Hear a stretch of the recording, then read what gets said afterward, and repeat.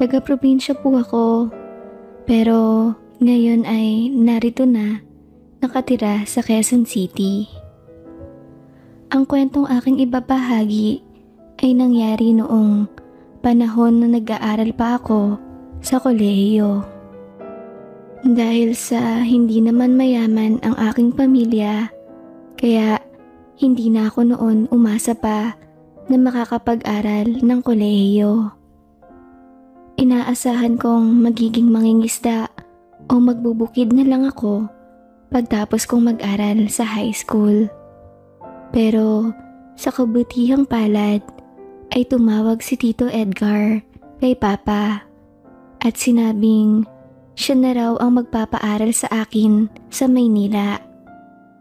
Tuwang-tuwa ako sa balitang iyon dahil ibig sabihin ay magkakaroon na ako ng tsansang baguhin ang aming pamumuhay kapag nakapagtapos ako ng kolehiyo at nakapagtrabaho. Nangako ako kay na Papa at Mama na hindi ako mag-girlfriend hanggat hindi ako nakakatapos ng pag-aaral. Sabi naman ni Mama na wala naman daw problema na magka-girlfriend. Basta marunong lang daw mag-ingat para hindi madisgrasya.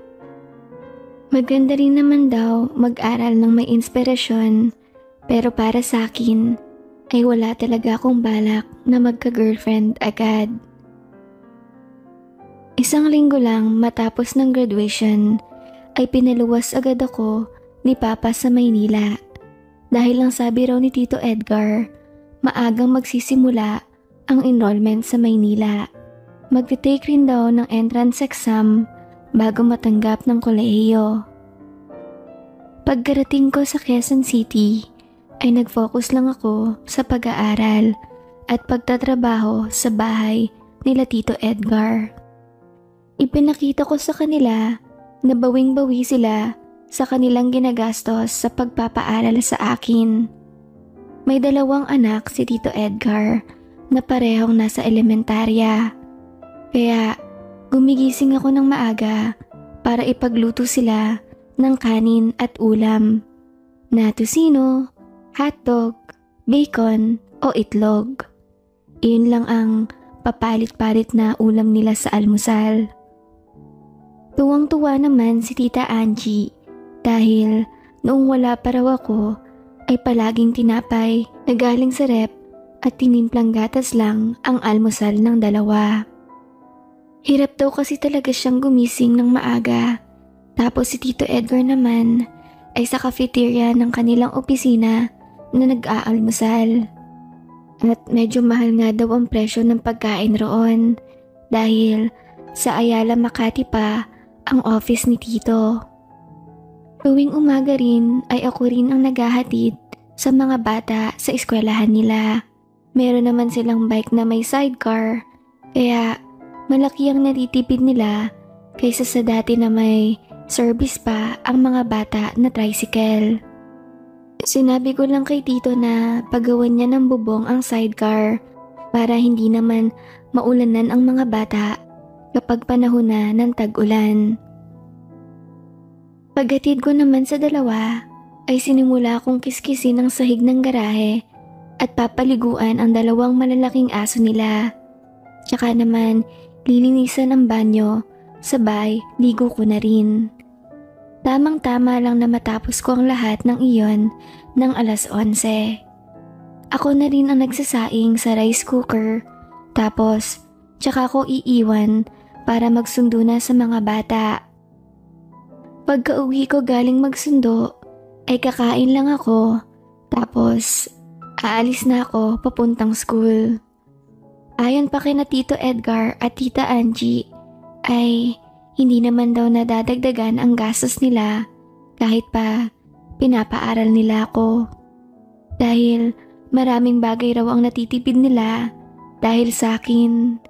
Kaya iyong pinanggagastos nila sa akin ay galing lang din sa natitipid nila.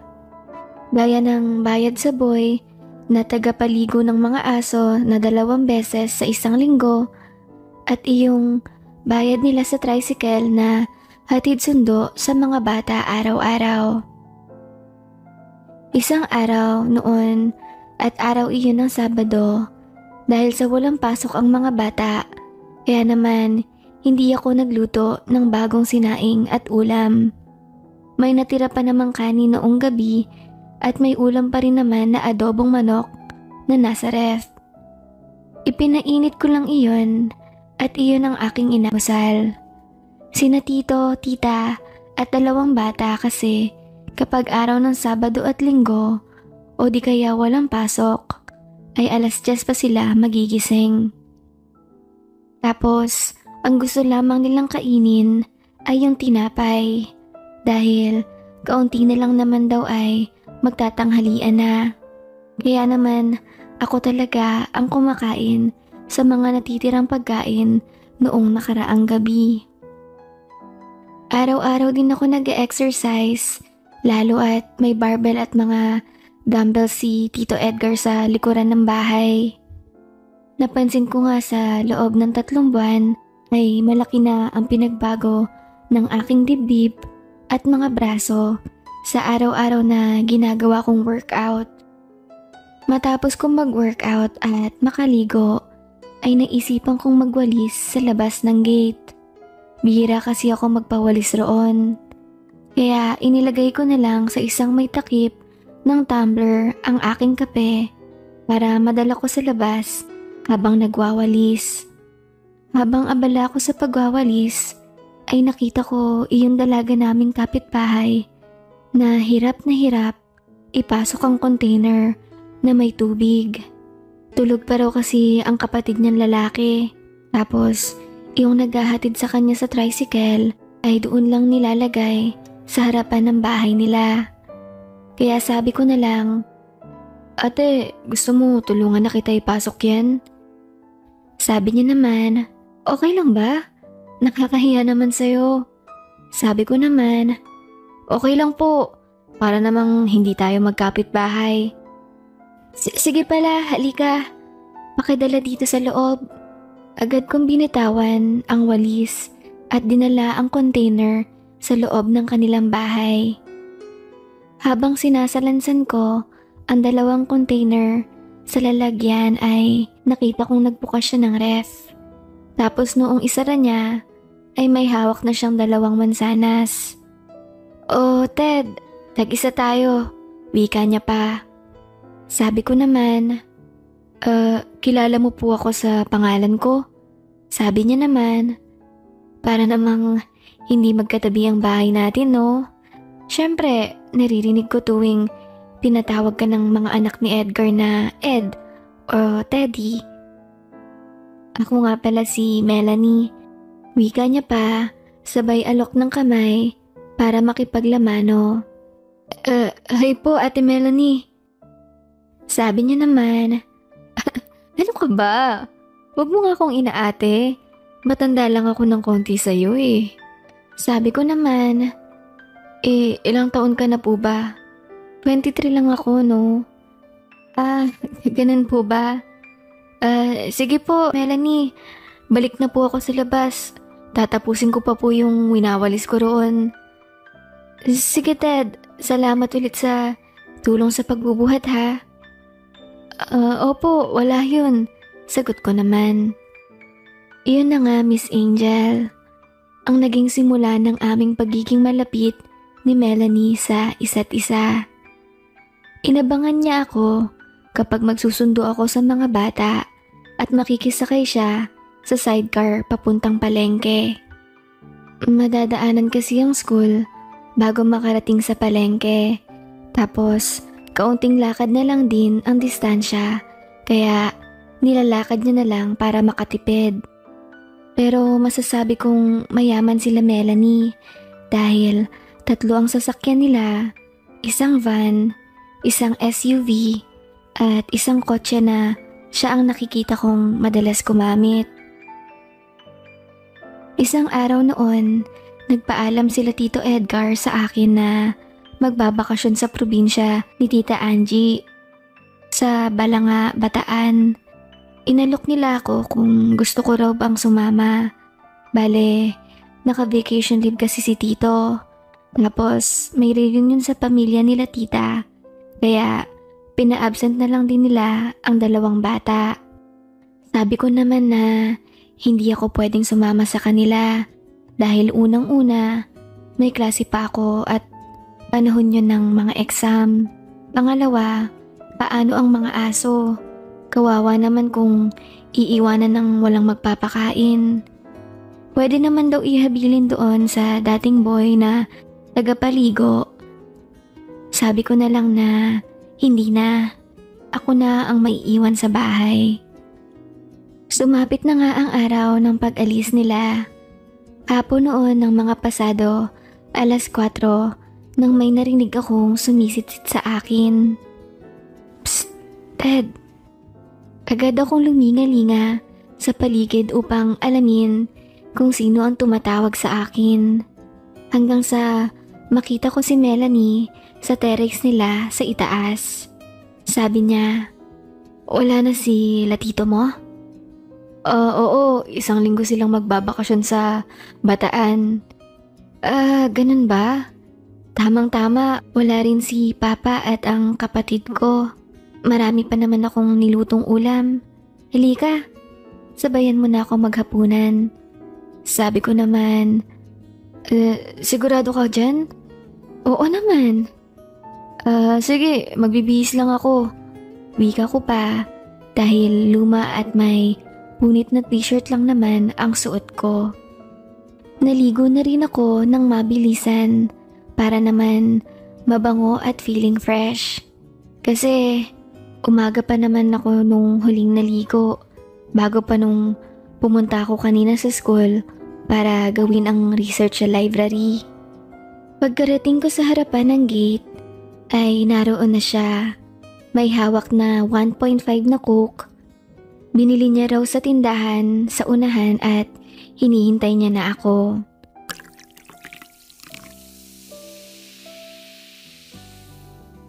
Masaya kaming kumakain at nagkukwentuhan ng kung ano-ano. Hanggang sa mauwi ang kwentuhan sa mga relasyon. Nagulat siya nung nalaman niyang hindi pa ako nagkakaroon ng kasintahan. Sabi ko naman na hindi pa talaga dahil nangako ako sa pamilya ko na hindi ako mag-girlfriend hanggat hindi ako nakakapagtapos ng pag-aaral para naman maiahon ko sila sa hirap. Tuwang-tuwa naman siya dahil napakabuti ko raw na anak. Matapos kaming kumain ay naglabas siya ng beer tapos french fries na pulutan. Sabi ko naman na hindi ako malakas uminom. Baka kasi malasing agad ako. Sabi niya naman okay lang dahil wala naman daw ibang tao sa bahay nila. Kaya pwede kaming parehong maglasing.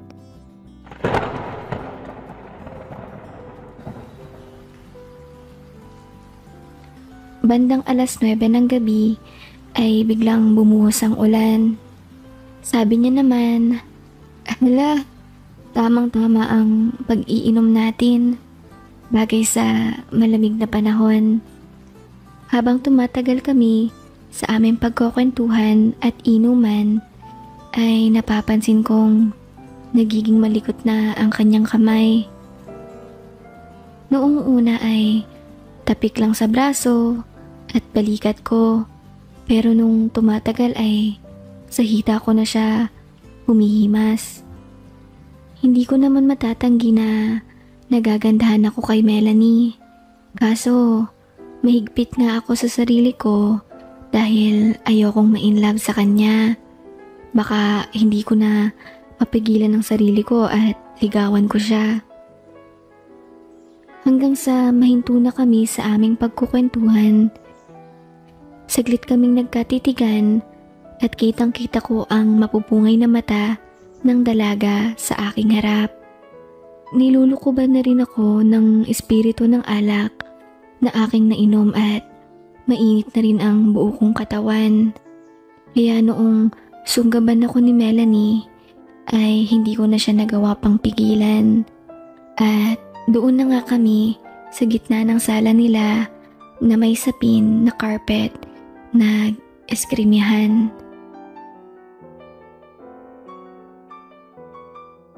Paikot-ikot at pagulong-gulong na animoy, mga aswang na uhaw sa dugo at laman. Mabilis ang mga pangyayari at namalayan ko na lang na nasa loob na ako ni Melanie. Wala na akong magawa dahil napasubo na ako sa eksenang iyon.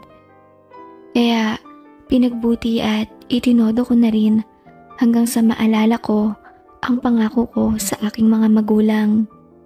Bubunutin ko na sana at aayaw na ako noong bulungan ako ni Melanie at sinabing huwag raw akong mag-alala, hindi kami magiging mag-boyfriend at girlfriend kahit pa may nangyari sa amin.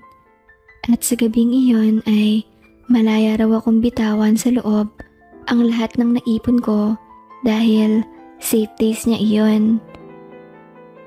Pagkarinig ko naman noon ay nawala ang kaba ko sa aking dibdib at muling ipinagpatuloy ang umaatikabong na aksyon. Dahil sa marami nga akong naipon sa loob, kaya naman halos magdamag naming pinagbigyan ang isa't isa.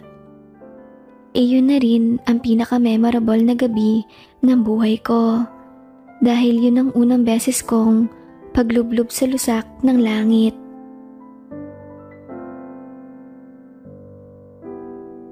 Umaga na ng kinabukasan noong ako'y magising. Pasado 5:00 na nung tiningnan ko sa relo sa dingding. Dali-dali akong nagbihes at tinipon ko na rin ang mga damit niya at sinabing sa loob na ng kwarto niya ipagpatuloy ang kanyang tulog. Dahil baka may dumating na miyembro sa kanilang pamilya at makita ang itsura niyang walang kahit isang saplot. Masakit raw ang ulo niya, kaya binihisan ko siya at binuhat papasok sa kanyang silid. Kinuha ko na rin siya ng gamot na naroon lang ang lalagyan sa ibabaw ng ref, tsaka malamig na tubig. Matapos ko siyang painumin ay doon ko na nilak ang pintuan ng kanilang bahay at lumabas na ako. Pagka-uwi ko sa bahay nila Tito Edgar ay tulala lang ako. Hindi ako makapaniwala na nabinyagan ako ni Melanie ng bonggang-bongga. Hindi lang iyon tikim, kundi umaatikabong na buffet magdamagan. Napangiti na lang ako dahil naisip kong posible pala ang ganon, iyong magsasalo sa ligaya pero walang relasyon at wala ring pananagutan sa isa't isa.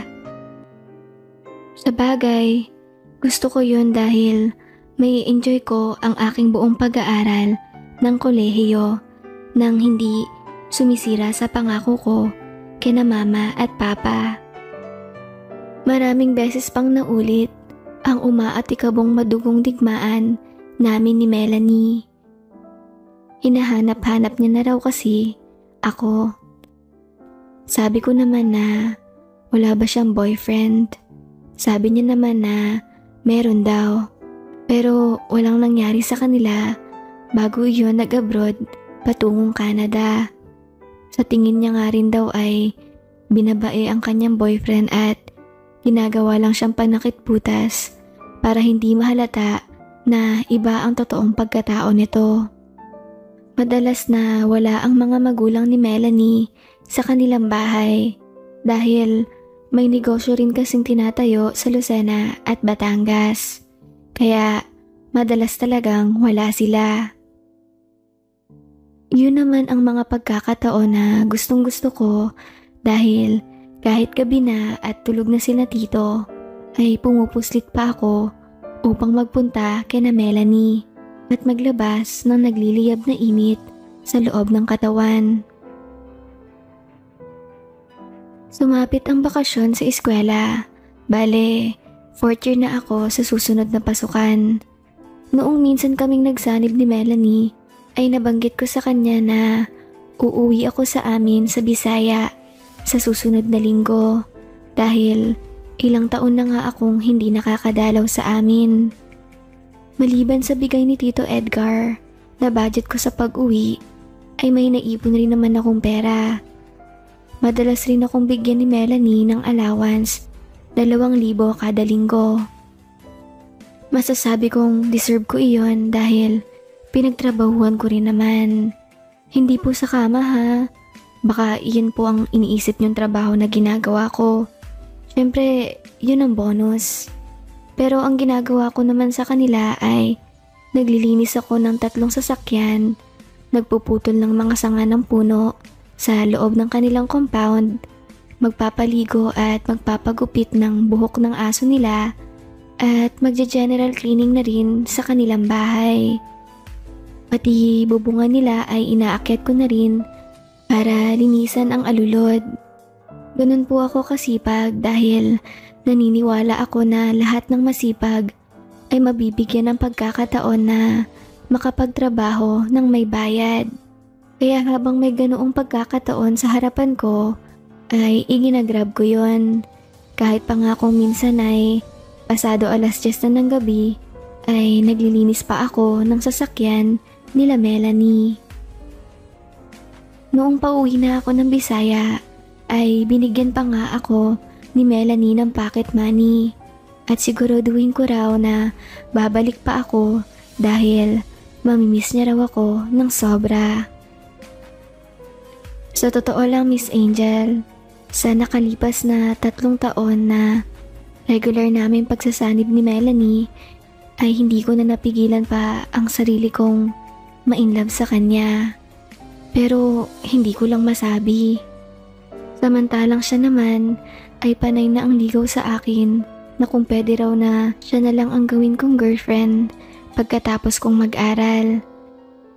Tutal, ang pangako ko lang naman sa mga magulang ko ay hindi ako mag-girlfriend habang nag-aaral. Ibig sabihin, pwede na after graduation. Willing daw si Melanie na hintayin iyon dahil 1 taon na lang naman daw. Tsaka ano pa nga bang pinagkaiba? Kahit naman wala kaming relasyon ay regular naman kaming nagsasanib. Lahat na nga yata ng bahagi ng balat niya ay nadaanan ko na. Ganon din siya sa akin. Ang sabi niya na gusto niya raw na ako na ang magiging asawa niya. Hindi niya raw ma-imagine na meron pang ibang lalaki ang papayagan niyang humawak ng ganon sa kanyang katawan. Lalo na at ako din ang kauna-unahang nakapagpahatid sa kanya sa langit. Kaya gusto niya na habang buhay na ako na laging nasa kanya. Napakasarap sa pandinig ko ang mga sinabi niyang yon. Kaya sinabi ko na lang na ganun din naman ako. Mahal ko na rin siya. Pero hanggat hindi pa ako nakakapagtapos ng kolehiyo, ay hindi pa namin pwedeng tawagin ng isa't isa na magkasintahan. Pumayag naman siya at sinabing wala siyang pakialam sa title. Basta ang mahalaga, sa kanya lang daw ang katawan at puso ko ng buong buo. Isang umaatikabong aksyon na naman ang naganap sa amin sa buong magdamag bago ako umuwi sa amin kinabukasan. Kaya tulog ako sa bus ng buong biyahe dahil sa sobrang pagod. Nakain lang ako ng 1 pirasong itlog at iinom ng Gatorade tapos babalik na ulit sa pagtulog. Dahil nga sa 3 taong pananatili ko sa syudad, medyo malaki na rin ang pinagbago ng aking itsura. Tsaka maputi at makinis na rin ako dahil binibilhan rin ako ni Tita Angie ng pampakinis at pampaputi sa muka. Naging matipuno na rin ang aking katawan at nagkaroon na rin ng pandesal sa sikmurang gawa ng araw-araw na pag-e-exercise sa umaga. Noong dumating ako sa amin ay sinabi ni Mama na doon kina Lolo na muna ako tumuloy pero sa amin na lang muna ako kumain. May bisita kasi sila, mga pinsan rin ni Mama na mga babae. Bale, tiyahin ko yung mga yon. Kaya naman, ganun na nga ang nangyari. Isang gabi noon, pasado 6:00 siguro, sabi ko kay Lolo, "Lo, punta po muna ako sa bahay namin. Titingnan ko po kung anong ulam roon. Dadalhan ko na lang din po kayo dito ng ulam." Sige po, sige." Sagot naman ni Lolo habang chill lang na nagkukuyakoy sa kanyang upuang tumba-tumba. Pagkalabas ko ng gate ay may nasalubong akong isang lalaking masasabing gwapo talaga at maputi. Pero para siyang alimango dahil maliit lang siya. Siguro mga 5'4" ang height, tapos ang laki-laki ng mga braso niya at maumbok din ang dibdib, kaya sa tingin ko ay bodybuilder siya. Narealize ko na hindi pala bagay sa mga lalaking maliit kung magpapalaki ng sobra ang katawan dahil nagmumukhang alimango. Sabi niya sa akin, "Bro, magandang gabi. Pwedeng magtanong?" Sabi ko naman, "Oo naman, ano yun pre? Alam mo ba kung saan papunta dito yung Dulong Luok?" Sabi ko naman, diretso lang ng daan na ito. Tapos pagkarating sa dulo, kakanan ka lang. Tapos tuloy-tuloy na yun." "Bakit? Saan bang punta mo?" Sabi naman ng lalaki, Yeah, salamat bro at nagtatagalog ka pala. Yung mga una ko kasing napagtanungan ang hirap kausap bro. Binibisaya ako eh." Sabi ko naman, "Taga saan ka ba?" Taga Paranaque ako bro. Sumama lang ako sa isa kong kaibigan na nagbabakasyon rin dito. Tapos may kilala kasi siyang isang babae. Lauren Day lang pangalan. Taga roon daw sa Dulong Luok." Ganun ba? E di tama-tama pala kasi dun din patungo ang direksyon ng pupuntahan ko. "Taga rito ka ba bro?" Tanong pa ng lalaki sa akin. Oo, taga rito ako. Pero kakauwi ko lang. Kagabi lang din ako dumating, galing akong Quezon City dahil dun ako nag-aaral. I see bro. Sige pala. Mas maganda palang sabay na tayo maglakad." Wika pa noong lalaki. Habang naglalakad kami noong lalaki, ay nagkukwento siya tungkol sa kanyang sarili. Mayaman daw sila at nakatira sa isang exclusive subdivision. Sports car din daw ang service niya at Ducati ang ginagamit niyang motor. Sa isip-isip ko naman, kahit ano pang pangalan ng mga motor at model na sasakyan ng banggitin niya ay wala naman akong pakialam dahil hindi ko rin naman alam yung mga sinasabi niya. At hindi rin naman ako mahilig sa kotse at motor. Hanggang sa sinabi niyang, Bro, kilala mo ba yung babaeng pupuntahan ko?" Sabi ko naman, Hindi eh. First time ko lang marinig yung pangalan na yan." "Bro, anak daw siya ni Mang Lando at pamangkin ng pulis." Sabi ko naman, hindi familiar yung pangalang Lando sa akin eh." I see bro." Naiksing sagot niya pa. Habang naglalakad kami, ay nasalubong ko ang isa sa dati ko pang mga kaibigan na si Marvin. "Uy tol, kamusta? Long time no see ah. Muntik na kitang hindi makilala. Pumangkad ka palalo at naging macho. Tingnan mo to, tisoy na rin ang itsura mo." Sabi ko naman, "Ano ka ba Vin? Sabon lang yan. Baka isang linggo na ligo ko lang sa dagat ay balik na ako agad sa pagiging negro ko." "Oh, sino naman tong kasama mo?" Tanong pa ni Marvin, sabay turo sa katabi kong lalaki. Sabi ko naman sa lalaki, Bro, teka. Hindi ko pala natanong yung pangalan mo." "My name is Maverick. Ako naman si Teddy. Ted for short." Sabi naman ni Barbin. Hindi pala kayo magkakilala?" "Hindi, nakasabay ko lang siya sa paglalakad. Papunta raw siya dun sa Luok. Yung kina Laurendale. Kilala mo ba yun, Vin?" Sabi niya naman, Oo tol. Pamangkin ng isang pulis yun." Maiksing wika ko pa. Habang abala ang alimango si Maybrick na nagpipindot ng kanyang cellphone, ay dumikit naman sa akin si Marvin. Tol, kung ako sa'yo, pumasyal ka na agad dun kay na Loren. May kapatid pa yun, si Samantha. Sabi ko naman, bakit? Anong meron? Naku tol, huli ka na sa balita. Alam mo ba? Sila lang naman ang pinagkakaguluhan ng lahat ng lalaki dito. Kaso, walang maka-first brace pare. Gawa ng relihiyosa yung pamilya tapos isa pa, pulis ang tiyuhin nila na dun din nakatira sa kanila. Ganun ba? Sige kapag may time. Sagot ko naman pero wala naman talaga akong interes sa sinasabi ni Marvin. Paano tol? Dalaw ka na lang sa tambayan minsan Painom ka Sabi ko naman. Oo, walang problema. May budget na tayo dyan. Sagot ko naman.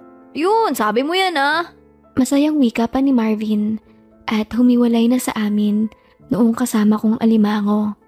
Noong malapit na ako sa bahay, sinabi ko kay Maverick, pare, diretsuhin mo na lang yung daan na yan.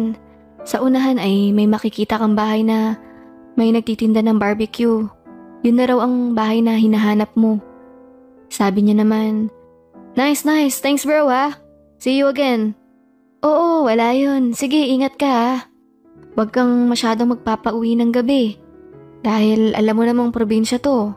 Baka mamaya, gawin kang pulutan ng mga aswang. Sabi niya naman, Are you joking bro? Hindi totoong mga aswang no? Wika niya pa na tumatawa at naglalakad na papalayo. Pabulong ko na lang sinabing, sige, sabihin mo na yan sa akin kapag tinanggalan ka na ng bituka ng mga aswang dito. Pagkabungad ko sa bahay namin, ay agad kong niyakap ang dalawa kong kapatid. Tumayo na rin si mama at niyakap ako. Oh, kumain ka na ba anak? Tanong pa ni mama. Sabi ko naman, Ma, hindi pa po Kaya nga po ako nagpunta dito dahil manghihingi sana ako ng ulam namin ni Lolo. Ayoko din naman po nung corned beef na madalas ko ring inuulam dun. Sabi niya naman, pasensya ka na anak ha. May buwan kasi ngayon Hindi nakapalaot ang mga mangingisda. Kaya walang mabilang sariwang isda. Mag-barbecue ka na lang muna. Bakit magluluto pa po ng barbecue? Sumagot naman si mama. Ay hindi. Meron ditong masarap na barbecuehan at tiyak na magugustuhan mo at paniguradong magbabalik-balik ka roon. Excited na wika pa ni mama at hinila na ako papalabas ng bahay. Kasama namin ang dalawa kong kapatid na sina Ninya na 8 taong gulang at si Dondo na 5 taong gulang. Naglalakad kami papunta sa barbecuehan at naabutan kong naroon ang alimango. Ay si Maverick pala. Kumakain ng kanin at nag-uulam ng barbecue. Sabi noon, Oh pare, you're here again. Sabi ko naman, oo, sinamahan ko si mama na bumili ng ulam. Tapos habang kumakain si Maverick ay naroon sa malapit niya ang isang may edad na lalaki. Sabi naman noon, Alicia, yan bang panganay mong si Ted? Oo, paring Lando. Magandang gabi po. Bati ko pa sa matanda. Tapos nakita kong dere-derecho na sa loob ng bahay ang dalawa kong kapatid at masaya silang pumasok na animoy sanay na sanay sila na parang bahay nila yun. At sadya ko namang ipinagtaka. Pagkalabas nila ay pareho na silang may hawak na nakatuhog na hotdog at may kasunod na rin na 2 magagandang dalaga. Napanganga ako sa aking nakikita. Hindi raw sila kambal pero magkamukhang magkamuka. Napakaganda nila at tila kumikislap ang mga mata. Ninang, siya na po ba si Kuya Ted? Oo mga iha. Ted anak, ito nga pala si Laurendale at ito naman si Samantha, kapatid niya. Hi Kuya Ted! Wika pa nila, sabay abot ng kamay ko para makipag-shake hands. Wow! Ang bango-bango mo naman kuya. Parang ang sarap mong papakin. May pagkapili ang biro pa ni Laurendale. Bigla namang nag-ehem-ehem ang kanilang ama. Joke lang po yan pa. Ito naman, sensitive. Ninang, kukuha po ba kayo ng barbecue? Oo, iha. Wala kasi akong maipang ulam kay Ted. Alam mo naman, wala rin pumalot kaya walang mabiling sariwang isda. Habang nag-uusap sila, ay nakita kong masama ang titig ni Maverick sa akin. Hindi ko nalang pinansin at ibinaling ang tingin sa dalawang magagandang dalaga. Sige ninang, ihahatid na lang namin sa bahay nyo. Kami na lang po dalawa ni ate ang maghahatid. Wika pa ni Samantha. Sabi naman ni mama, sige, salamat ha. Tara na anak. Wika pa ni mama at inakbayan na ako. Sabi ko naman, Ma, sino sila at paano kanila naging ninang? Oo anak nga pala. Taga-ibang lugar sila. Lumipat sila dito sa atin noong kakaalis mo lang. Tapos wala pa silang binyag. Kaya nung magpabinyag sila ay isa ako sa kinuha nilang ninang. Tsaka noong mabaril din ng tiyuhin nila, si papa mo ang nagsugod sa ospital. Kaya mula noon ay naging malapit na sila sa amin. Kaya eto, madalas nasa bahay ang dalawang iyon, nakikipaglaro sa mga kapatid mo. Alam mo ba anak, na napakaraming nagkakagusto sa dalawang iyon. Maraming nagtatangkang manligaw, pero ayaw nila. Dahil nga naman, baka lokohin lang daw sila. Sa ngayon ay nasa 4th year high school na ang dalawang iyon, pero 18 at 17 lang ang edad dahil huminto nga daw kasi nga dumadanas ng pagsubok ang kanilang pamilya. Nagkwentuhan lang kami ni mama sa may kubo sa harapan ng aming bahay habang hinihintay ang pagdating ng barbecue. Ilang saglit lang ay nakita kong paparating na ang dalawang dalagang magkasama at kasama rin ang dalawa kong kapatid. Ninang, eto na po oh. Dinagdag ko na rin yan sa listahan ng utang nyo sa barbecue. Sabi ko naman. Bakit hindi pa po natin bayaran ma? May dala naman po akong pera eh. Ano ka ba anak? Madalas din silang mag-order sa atin at nagpapaluto ng pansit, spaghetti, tsaka iba't ibang ulam. Ibabawas na lang din yun sa babayaran nila kaya wag mo nang alalahanin yun anak. Sabi naman ni Samantha. Oo nga Kuya Ted, halika na, kumain ka na po. Wika niya pa, sabay hawak sa braso ko. At hinila na ako papasok sa aming kusina. Napansin ko na nga kung gaano ka feel at home ang mga kapatid ko sa bahay nila at ganun din naman sila sa amin. Sila ang naglagay ng plato at nagsandok ng kanin na kakainin ko. Ngayon po ma, tanong ko pa. Kumain na kami kanina anak. Nagluto lang kami ng sinabawang malunggay na nilagyan ko ng daing. Sige po, sabi ko naman sa dalawa. Oh, kayong dalawa, panonoorin niyo lang ba ako habang kumakain? Oo Kuya Ted, panonoorin ka lang namin. Sabi ko naman, baka maubos ko ang isang kalderong kanin. Hindi pa rin ako busog dahil hindi ako makapag-focus ng kain. Kung may nakatingin sa akin habang kumakain ako. O mga iha, pagbigyan niyo na si Kuya Ted nyo ha. Dito na muna kayo sa sala. Mamaya nyo na lang siya kulitin kapag tapos na siyang kumain. Mabuti at nakinig naman ng dalawa. Kaya nakahinga ako ng maluwag at nakakain na ng mabuti. Habang kumakain ay hindi pa rin ako makapaniwala na may dalawang ganong dalagang magaganda sa loob ng pamamahay namin. Kahit na nasa edad na 17 at 18 pa lang sila, ay masasabing ganap na dalaga na talaga sila Dahil nga naman ang kanilang height ay mga nasa 5'7", sakto ang bilog ng hita at malulusog ang mga magkakatabing isla. Idagdag pa ang labi na mapupula at malalalim na dimples. Ay, kakabaliw nga talaga silang pagmasdan. Kaya hindi ko rin masisi ang mga kalalakihan sa lugar namin na mahumaling sa dalawang iyon. Mabuti na lang at mabangis daw ang tsuhi nilang pulis.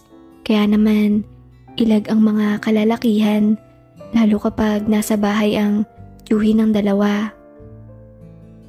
Matapos akong makakain ay bumalik na ako sa kubo at agad din namang sumunod ang dalawa. Tapos napapansin kong panay ang lambing nila sa akin. Tapos si mama ay nakangiti lang na parang may alam siya na hindi ko alam. Kaya naman nung magpunta si mama sa kusina ay agad rin akong sumunod, sabay sabing, "Ma, mukhang may alam ka na hindi ko alam ah." Sabi niya naman, "Anong pinagsasabi mo anak?" "Ma, bakit hindi mo sinasaway yung dalawa na yun kahit nakikita mo yung ginagawa nila sa akin?" Napangiti naman si mama bago sumagot, "Ganito kasi yan anak. Nagkausap na kami ni Lando at Myra na napagkasunduan namin na ipapaasawa sa iyo ang isa sa dalawa nilang anak. Hindi naman yun literal na fixed marriage ha. Dahil depende pa rin iyon kung magugustuhan ka ng magkapatid at kung sino rin naman ang magugustuhan mo sa kanila. Pero ang usapan namin ay hanghayaan namin ang dalawa na makilala ka. Kaya legal silang tumambay rito o makitulog lalo na kapag narito ka." Sabi ko naman, ganun po ba ma? Pwede po palang gawing kasunduan yun?" Sabi naman ni mama, "Oh, bakit? Hindi mo ba sila nagugustuhan o wala kang kursunada kahit isa sa kanila?" Sabi ko naman, "Iyon nga ma ang problema. Pareho silang maganda at mukhang mahuhulog ako pareho sa kanila." "Ay anak, kahit paanong gawin mo, meron talagang isa na magiging lamang sa puso mo. Kahit pa magkamukha yung dalawang yan eh.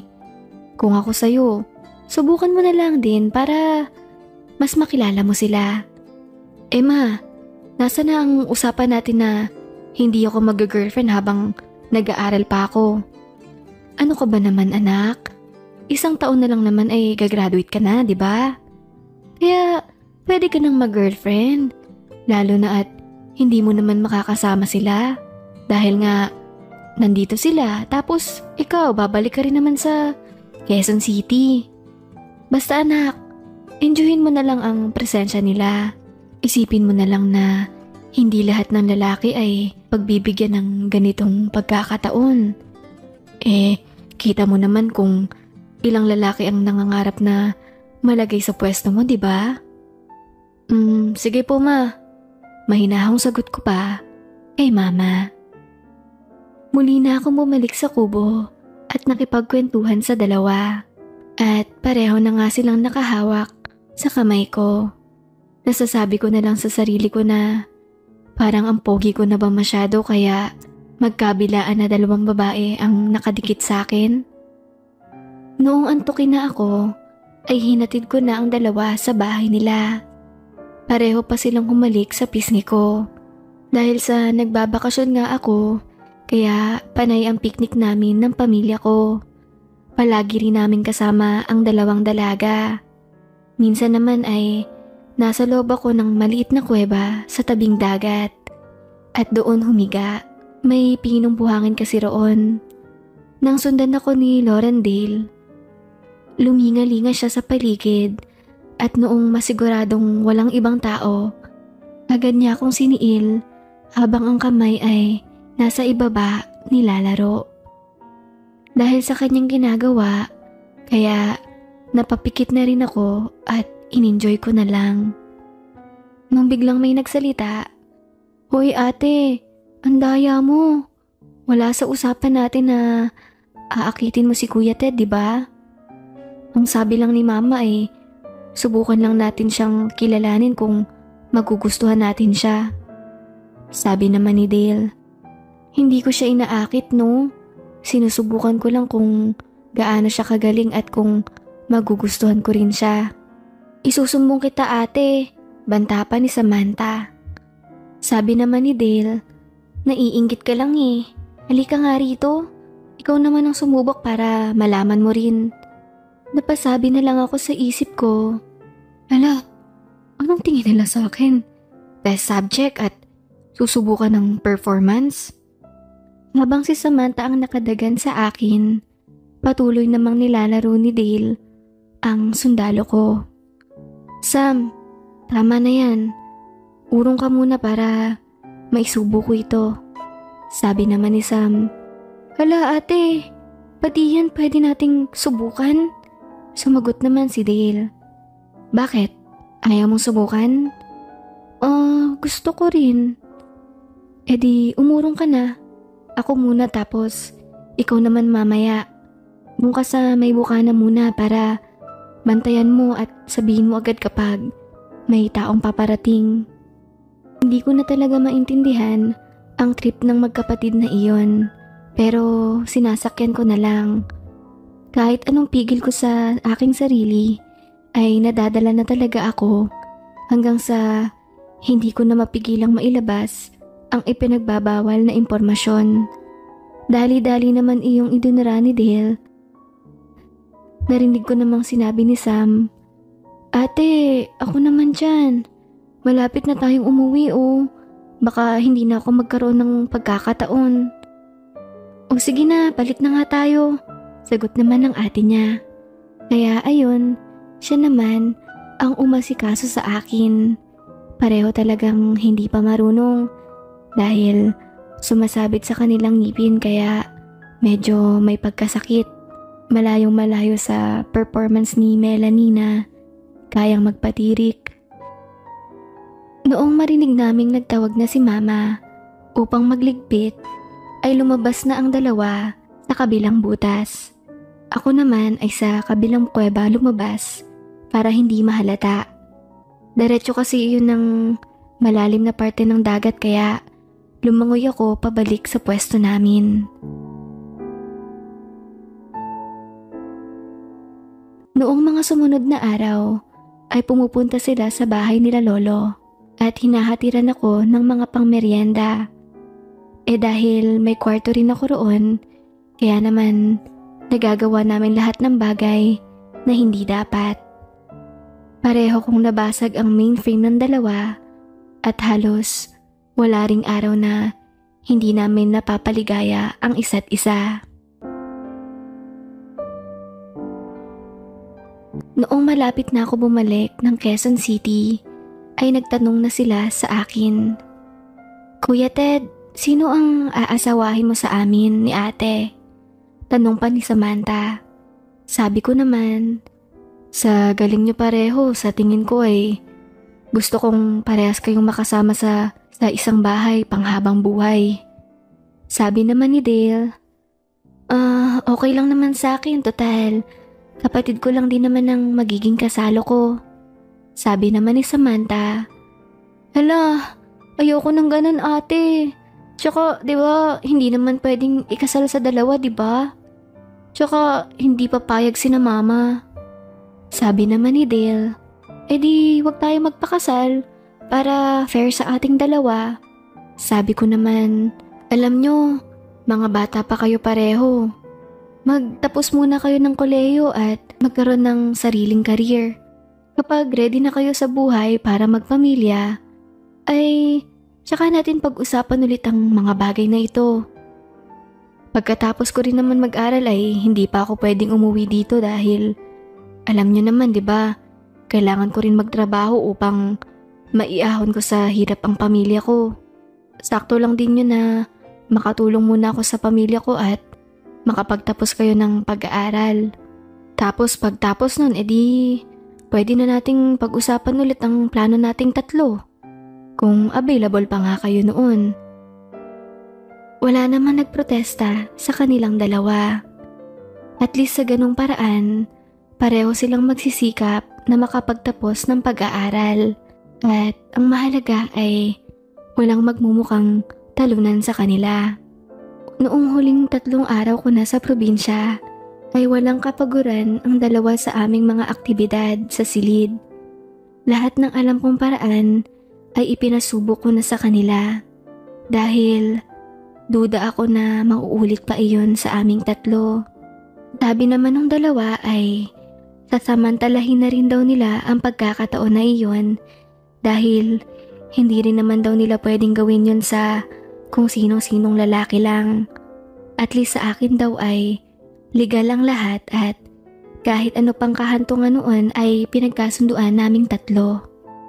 Masaya akong umalis sa aming lugar dahil isang libro ng bagong karanasan ang aking baon sa pag-alis. Yung mga karanasan na hindi ko inakalang posibleng mangyari at maranasan ng isang lalaki. Pagkarating ko sa Quezon City ay balik lahat sa dati. Masasabi kong nag-enjoy talaga ako sa 2 magkapatid na yon sa probinsya. Pero iba pa rin kapag si Melanie. Para kasi akong kinakalingan ng sariling tahanan. Matured kasi si Melanie magdala ng relasyon at maalaga siya sa akin. Nagtaka si Melanie kung bakit daw hindi maraming impormasyon ang aking nailabas. Sa gayong ang tagal naming hindi nagkasama. Sinabi ko na lang na sobra ko siyang na-miss noong naroon ako sa probinsya. Kaya hindi ako nakatiis na gawin ang bagay na iyon sa aking sarili habang siya ang iniisip. Mabuti at naniwala din naman siya agad.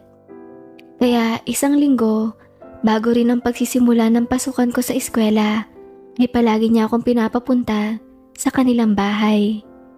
Noong makapagtapos ako ng pag-aaral ay hindi ako umuwi sa amin.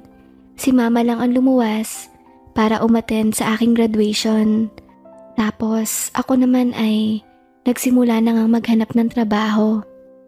Sabi naman ni Melanie kung seryoso daw talaga ako sa kanya ay dapat daw sumama na ako sa kanyang kondo sa Ortigas. Kaya ang ginawa ko, doon na rin ako naghanap ng mapapasukang trabaho sa Ortigas. Noong natanggap ako ay sinabi ko na lang kay na Tito Edgar na doon na ako sa Ortigas magbo-boarding house para malapit sa opisinang aking pagtatrabahuhan. Pero ang totoo ay nagsasama na kami ni Melanie bilang magka-live-in. Pumayag naman siya sa hiling ko na wag muna kami mag-aanak at magpapakasal. Bigyan niya muna ako ng 5 taon na makapagtrabaho at lahat ng kinikita ko ay itutulong ko kay na mama. Nabilhan ko na rin sila mama ng mas malawak na lupain na pinagtirikan ng bago naming bahay. Nakabili na rin sila ng bangkang pangisdaan at nakapagpatayo na si mama ng malaking tindahan. Bago kami ikinasal ni Melanie ay naitanong ko pa kay mama kung kamusta na sina Laurendale at Samantha. Ang sabi niya naman ay pareho na nga daw nakapagtapos ng pag-aaral pero nabuntis rin daw agad dahil parehong may boyfriend na ang dalawa noong nag-aaral pa. Lumipat na rin sila ng lugar noong malipat na ng destino ang kanilang tiyuhin na kapatid ng kanilang ina. Matapos lang namin magpakasal ni Melanie ay agad na siyang nabuntis. Nagulat nga ako bakit ganun kabilis. Samantalang dati ay regular naman kaming maglabas ng init ng katawan, bakit hindi ko siya agad nabubuntis? Ang sabi niya naman, kasi raw regular siyang nagpapa-inject ng contraceptive upang mapagbigyan ang hiling ko na makagraduate muna at makatulong sa mga magulang bago kami mag-asawa at mag-anak. Kaya noong ikinasal na kami ay hindi na siya nagpa-inject ulit. At yun na nga, naging sunod-sunod na ang aming mga anak na hanggang sa nagkaroon kami ng 4 na anak na tigi-1 taon lang ang pagitan. Pero pagkatapos ng 4 na anak ay nagpa-ligate na rin siya. Sakto na sa amin yung 4 na anak. Sa ngayon ay masaya na kaming namumuhay bilang isang malaking pamilya sa bahay ng mga magulang ni Melanie sa Quezon City, na katabi rin ng bahay nila Tito Edgar. Maraming salamat po Miss Angel kung inyong maitatampok itong aking karanasan sa inyong channel. More power po sa channel nyo, and God bless po. Lubos na gumagalang, Teddy ng Quezon City. Ayun my loves, dito na nga po nagtatapos ang kwento ni Sir Teddy na mula sa Quezon City. Sana'y nag-enjoy kayo sa kwento niya at syempre, sana'y nag-enjoy rin kayo na ako ulit ang inyong nakasama bilang narrator. Huwag makalimot na mag-subscribe ha. I love you my loves. See you in the next story. This is your story, your hidden desire.